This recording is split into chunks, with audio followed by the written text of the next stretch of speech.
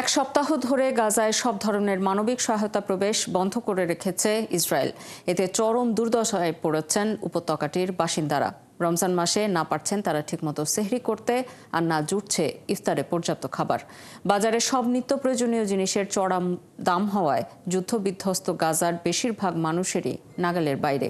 এছাড়া চিকিৎসা সরঞ্জামও গাজায় প্রবেশ করতে না পারায় সেখানকার স্বাস্থ্য ব্যবস্থার পরিস্থিতি আশঙ্কাজনক।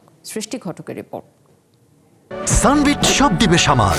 সানবিট ম্যাজিক প্রেস ডিশওয়াশিং এর মাথা ঘোরানো সলিউশন। চলছে রমজান মাস, আর এরই মধ্যেই গাজায় ত্রাণ প্রবেশে ইসরায়েলের নিষেধাজ্ঞায় চরম দুর্দশায় গাজাবাসী।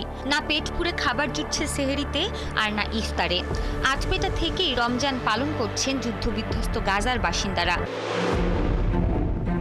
ইসরায়েল শুধু খাদ্য ও চিকিৎসা সামগ্রী বন্ধ করেনি, সঙ্গে জ্বালানি সরবরাহেও বাধা দিচ্ছে। জ্বালানির অভাবে খাবার রান্না করে খাওয়াও কঠিন হয়ে পড়েছে।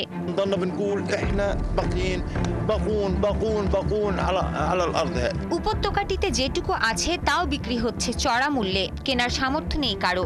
এমনকি রমজানে রোজা ভাঙার জন্য খাবারও কিনতে পারছেন না ফিলিস্তিনিরা।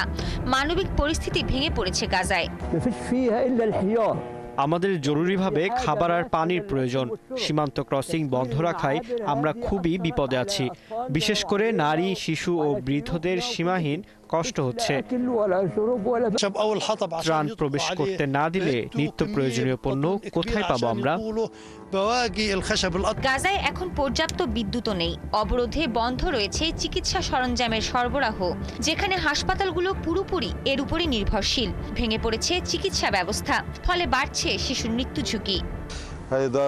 ইসরায়েলের অবরোধে গাজায় স্বাস্থ্য ব্যবস্থার অবনতি হচ্ছে। এখানে আহত আর অসুস্থদের সেবা দেয়া অসম্ভব হয়ে পড়েছে। রোগীদের খাবার পর্যন্ত দিতে পারছি না আমরা।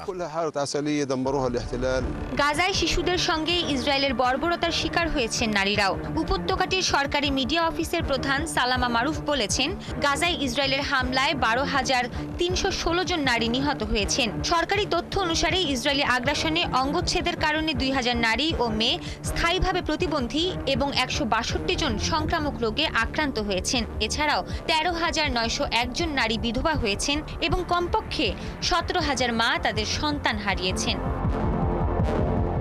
সৃষ্টি ঘটক, 71।